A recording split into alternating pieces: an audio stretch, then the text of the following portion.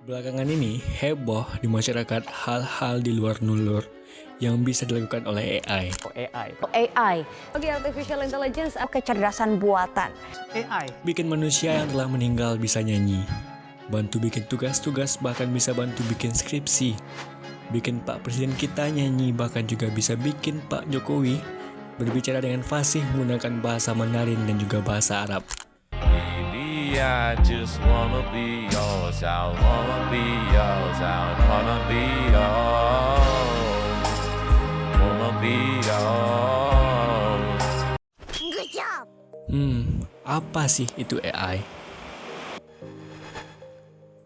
Hai teman-teman pekerja keras yang lagi nyantai tetapi masih haus dengan ilmu pengetahuan.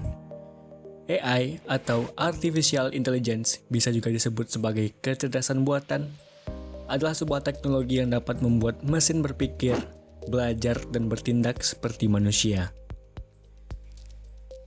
Ide utamanya adalah memberikan kemampuan kepada mesin untuk menyelesaikan tugas-tugas tanpa perlu diprogram secara spesifik untuk setiap tugasnya. Jadi, dia bisa tangkap esensi tugas tanpa harus jelasin tiap langkahnya.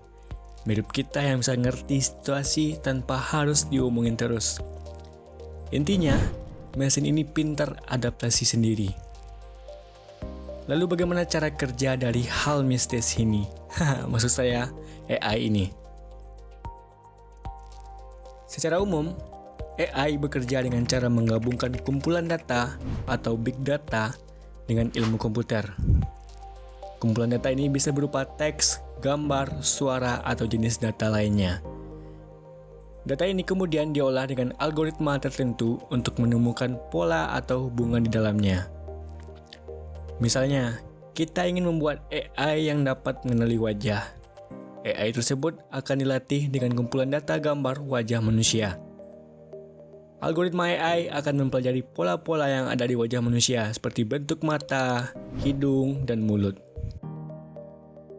Setelah AI tersebut dilatih, ia akan dapat mengenali wajah manusia baru yang belum pernah dilihat sebelumnya. Jadi, sederhananya, AI ini diberi sebuah data. Data tersebut dapat berupa gambar, teks, audio, atau jenis data lainnya. Kemudian AI dapat belajar dari data tersebut. Sama seperti kita waktu kecil, belajar berbicara, kita dapat mengenal mungkin satu kata dari ibu kita. Kata yang kita dengar adalah sebuah data. Kita simpan dalam memori otak. Seiring berjalannya waktu, terus bertambah kosakata baru di otak, yang kemudian kita dapat mengolah data-data atau kosakata tersebut sesuai dengan kebutuhan kita. Atau bisa juga ketika kita datang ke suatu tempat, data tentang tempat tersebut akan tersimpan dalam otak kita, yang dimana di kemudian hari ketika hanya melihat suatu gedung atau jalan saja kita sudah tahu kalau itu di mana.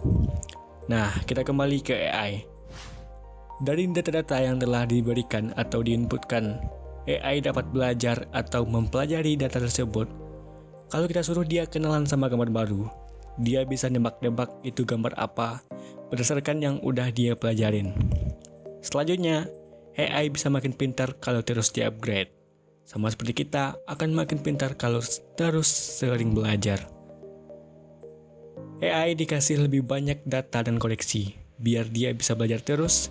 Biar makin paham, berikut cara kerja AI bisa jelaskan dengan beberapa konsep dasar yang sederhana.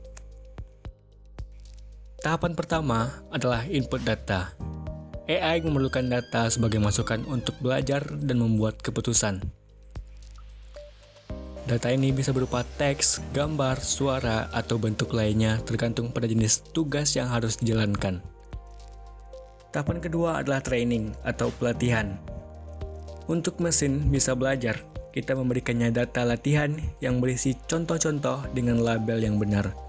Misalnya, jika kita ingin membuat AI yang dapat mengenali gambar kucing, kita akan memberikan banyak gambar kucing dan memberitahu AI bahwa itu adalah gambar kucing. Tahapan ketiga ada algoritma dan model.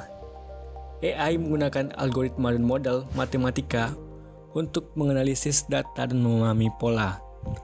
Model ini bisa dianggap sebagai cetakan pikiran atau aturan-aturan yang dipelajari oleh mesin selama proses pelatihan.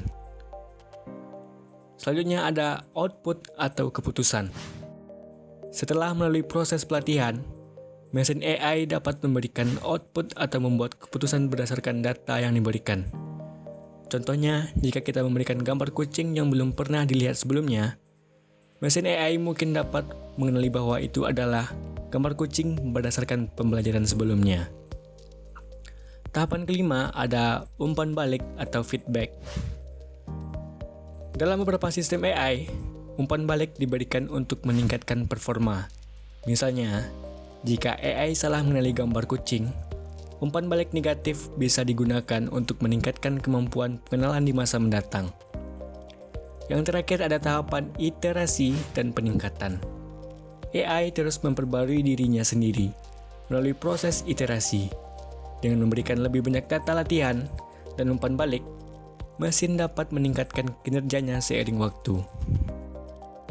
Jadi, AI bekerja dengan cara memproses data input, belajar dari data tersebut, dan kemudian memberikan output atau membuat keputusan berdasarkan pengetahuannya yang diperoleh selama pelatihan. Nah, baru saja kita telah berkenalan dan memahami bagaimana teknologi AI ini dapat membawa keajaiban ke dalam kehidupan kita. Selamat mengeksplorasi dunia baru yang menakjubkan ini. Semoga kalian tetap haus akan pengetahuan dan siap untuk menyambut masa depan yang penuh inovasi. Dan jangan lupa klik tombol subscribe dan tombol notifikasinya agar waktu santai kalian tidak terbuang sia-sia. Share juga video ini ke orang-orang terdekat kalian agar mereka juga mendapatkan pengetahuan yang sama. Sampai ketemu di video berikutnya.